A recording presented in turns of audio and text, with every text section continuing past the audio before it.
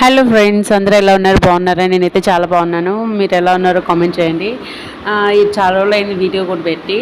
ఇదండి, ఇవాళ నేను కోడిగుడ్డు పులుసు అలాగే కోడిగుడ్డు ఫ్రైస్ ఎట్ ఏ టైం చేస్తున్నాను అనమాట. ఇదిగోండి, మనకి వీడియోలో కనిపించిన విధంగా 2 స్టవ్స్ ఆన్ చేసి పెట్టుకున్నాను అనమాట.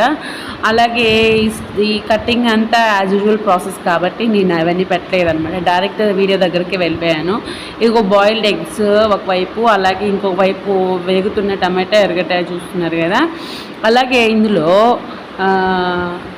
మనకి ప్రోటీన్స్ ఎక్కువగా ఉంటాయి, అలాగే మనకి గుడ్ ఫ్యాక్ట్ కూడా ఎక్కువగా ఉంటుంది కాబట్టి వీలైనంత వరకు తింటూ ఉన్నాను.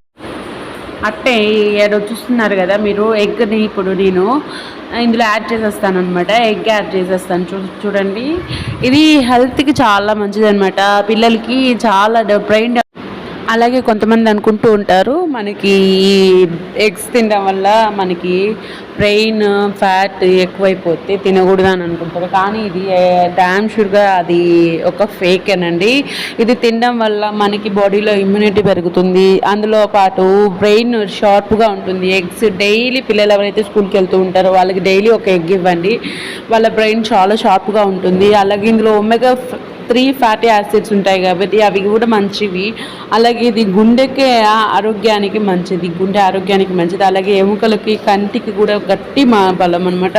అలాగే కాదు, ఇందులో పొటాషియం, కాల్షియం, అలాగే ఐరన్ ఎక్కువగా ఉంటుందన్నమాట. ఎవరైనా గర్భిణీ స్త్రీలు ఉంటే డైలీ తినడం వల్ల చాలా ఉపయోగపడుతుంది. వాళ్ళ బేబీకి ఉపయోగపడుతుంది, అలాగే మదర్కి ఉపయోగపడుతుంది అనమాట. కాకపోతే ఏంటంటే డైలీ ఇలాగే తినాలి అంటే కష్టం కాబట్టి, బాయిల్డ్ ఎగ్ తినాలంటే కష్టం కాబట్టి అందుకోసంగా నేను ఇవాళ 2 రెసిపీస్ తెచ్చాను.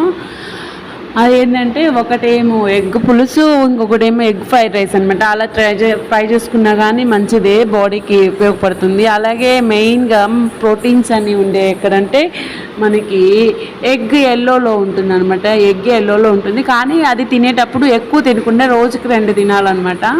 ఎక్కువ తిన్నారంటే కొంచెం ఫ్యాటీ యాసిడ్స్ ఎక్కువగా ఉంటాయి కాబట్టి వీలైనంత వరకు ఇలాగే చేయండి. ఇదిగోండి, నేను వీడియోలో చూపించిన విధంగా ఇప్పుడు ఆల్మోస్ట్ అయిపోయింది కాబట్టి రైస్ యాడ్ చేసేస్తున్నాను అనమాట. నేను అదన్నీ ముందుగా వండుకొని పెట్టుకున్న రైస్ యాడ్ చేసేసాను.